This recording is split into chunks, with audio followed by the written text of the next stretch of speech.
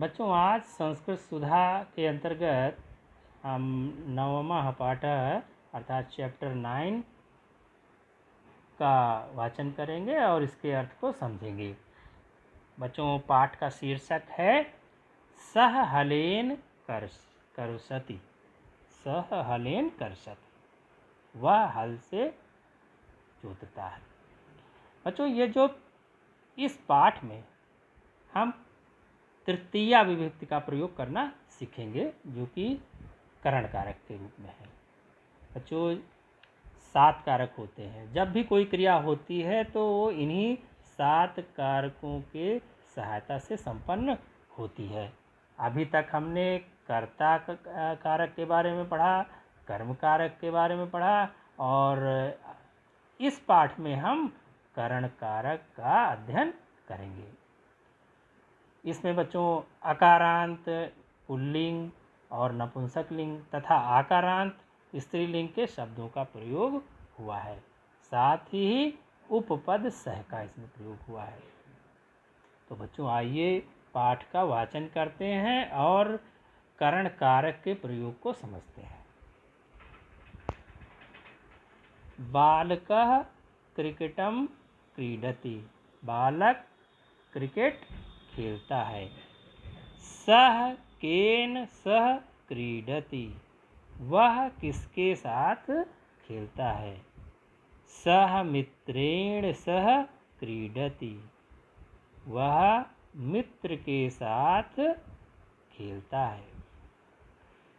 आप दूसरे चित्र में आते हैं। सह बस यानेन प्रयागम गच्छति। वह बस के द्वारा प्रयाग जाता है। अब बच्चों, इसमें देखिए, जैसे इस वाक्य में हमने देखा कि क्रिया क्या है, गच्छति है, और सह क्या है, करता है, प्रयाग क्या है, कर्म है, और बस यानेन, यानेन जो है यहाँ पे क्या है, वो करण है। ठीक है। इसी तरह सारे यहाँ जो वाक्य दिए गए उनमें इसी तरह प्रयोग किया गया है। आगे चलते हैं। केन सह प्रयागम गच्छति। किसके साथ प्रयाग जाता है। विवेकेन सह प्रयागम गच्छति। विवेक के साथ प्रयाग जाता है। अब दूसरी लाइन में आते हैं। अजयः केन सह आपणम गच्छति। अजय किसके साथ बाजार जाता है। जैसे इसमें देखिए बच्चों, अजय क्या है, कर्ता हो गया, आपणम जो है कर्म हो गया, गच्छति जो है वो क्रिया हो गई, और केन सह ये जो है यहाँ पर जो है करण कारक के रूप में है। ठीक है। आगे आगे। सह जनकेन सह आपणम गच्छति। वह पिता के साथ बाजार जाता है। रमेशः, आगे के अगले चित्र में हम देखते हैं। रमेशः, रमेश और प्रकर्ष के बीच में बातचीत हो रही है, तो क्या है। रमेशः अहम कंदुकेन क्रीडामि। मैं बॉल खेलता हूँ, या मैं गेंद खेलता हूँ। प्रकर्षः एषः पादकंदुकः। अब प्रकर्ष कह रहा है कि ये है पादकंदुक है। पादकंदुक क्या होती है, फुटबॉल। यह है फुटबॉल है।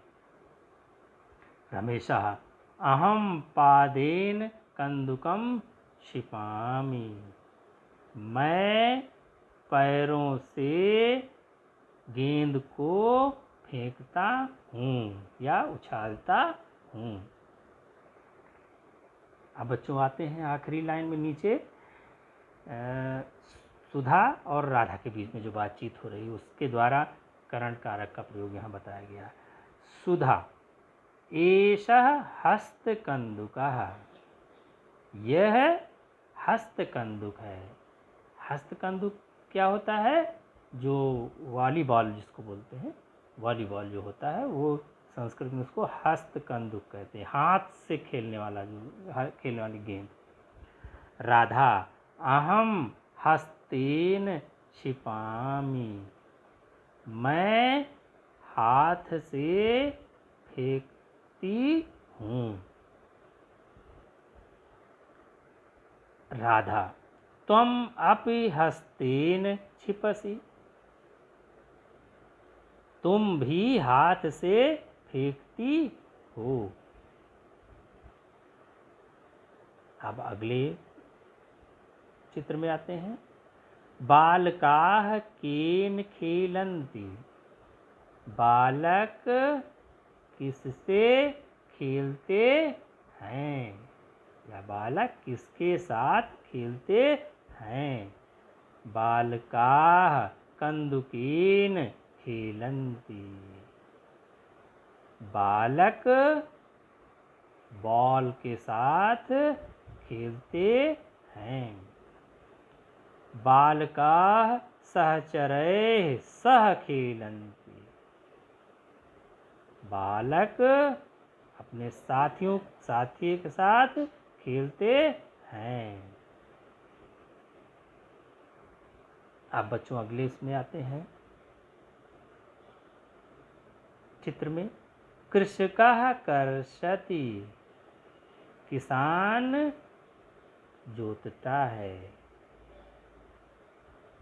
कृषकः केन कर्षति, कृषक किससे जोतता है?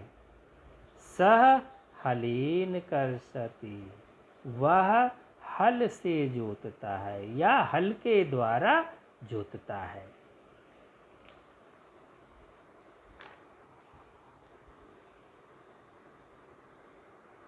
बच्चों अब आगे आते हैं। ये चित्र दिया गया है अगले पेज में। कन्याः पठन्ति, कन्याएं पढ़ती हैं या लड़कियां पढ़ती हैं। सुधा रमया सह पठति, सुधा रमा के साथ पढ़ती है।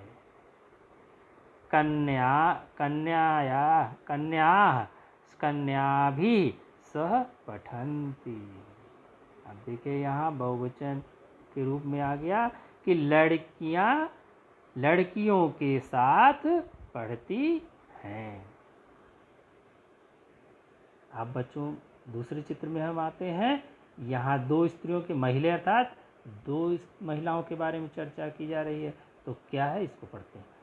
महिले गच्छता, दो स्त्रियां जाती हैं या दो महिलाएं जाती हैं। महिले महिलाभ्याम सह गच्छतः, दो महिलाएं दो महिलाओं के साथ जाती हैं। आप अगले चित्र में हम आते हैं। पितामह शनैः शनैः चलति, पितामह अर्थात कौन? बाबा। तो पितामह शनैः शनैः चलति, पितामह धीरे धीरे चलते हैं। पितामह दंडेन सह चलति, पितामह दंडेन अर्थात डंडे के साथ, डंडे के साथ या उसके सहारे चलते हैं। सह दंडेन सह चलति, वह डंडे के साथ चलते हैं।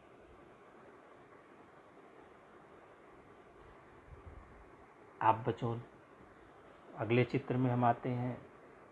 रमेशः पूजनम करोति, रमेश पूजा करता है।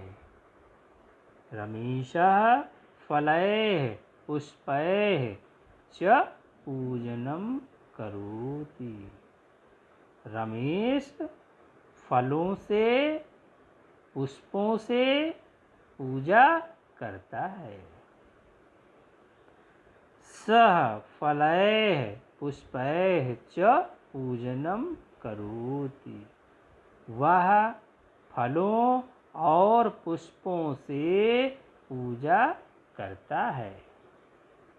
अब बच्चों ये आखिरी चित्र में हम आते हैं। विवेकः अनुजेन सह फलं खादति। विवेक अनुजेन अर्थात छोटे भाई के साथ। विवेकः अनुजेन सह फलं खादति। विवेक छोटे भाई के साथ फल खाता है। फलैः शरीरं पुष्टं भवति। फलों से शरीर पुष्ट होता है या मजबूत होता है। तो बच्चों इस पाठ के द्वारा हमने आज कारकों में करण कारक का प्रयोग करना सीखा।